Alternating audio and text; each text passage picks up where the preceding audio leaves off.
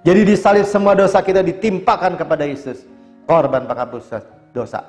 Dan di dalam salib itu kebenaran Yesus dialihkan kepada kita, korban bakaran.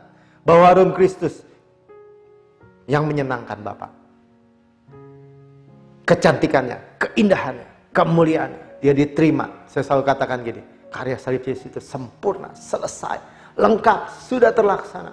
Sudah bayar overpayment. Sudah dibayar overpayment. Kalau kita masih menghukum diri sendiri, itu namanya sabotase diri sendiri. Yang merusak.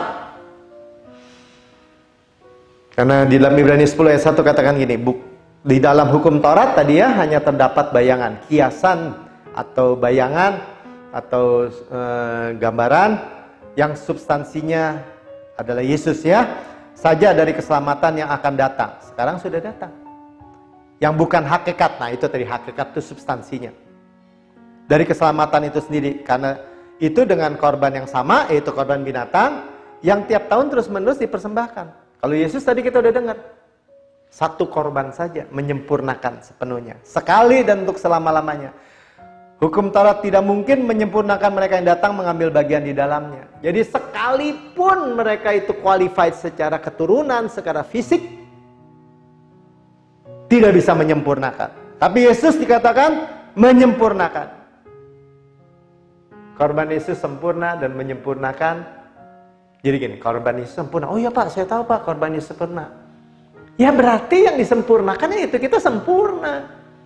Kalau kurang percaya baca aja Ibrani 10 ayat 7, ayat 14. Maaf, ayat 10 ayat 14 ya. Ibrani 7 ayat 10 ayat 14. Ya nanti bisa baca sendiri.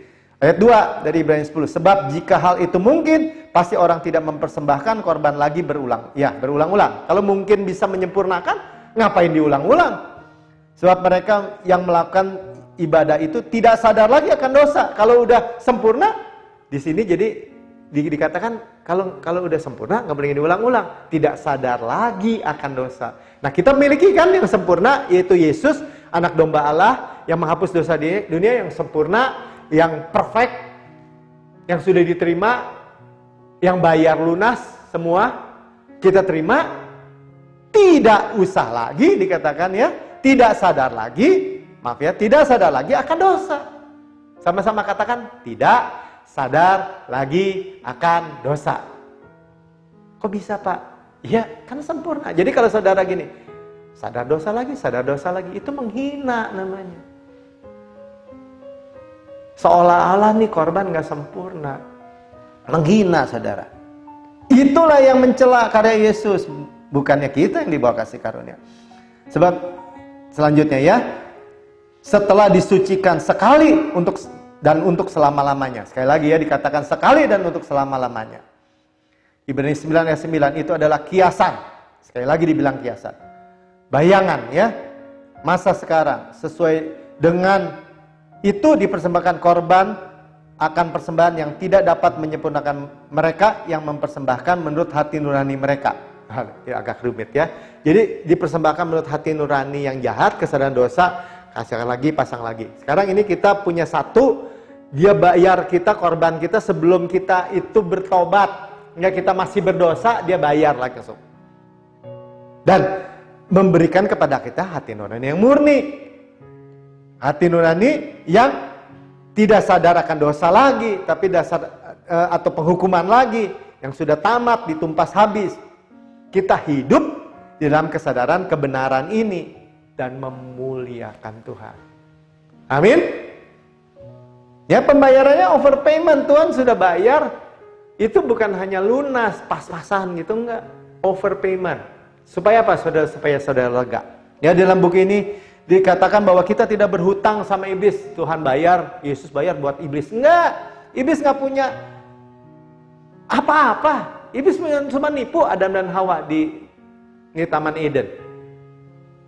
Kita mempunyai hutang dosa dalam keadilan Allah itu punya hutang dosa jadinya kepada Allah. Dan Yesus sebagai kita, sebagai manusia merupakan pembayaran bagi hutang dosa kita. Jadi keadilan Tuhan itu dipuaskan. Makanya Tuhan itu sebagai penerima karya Yesus yang sempurna, dia puas, terima. Dia terima overpayment.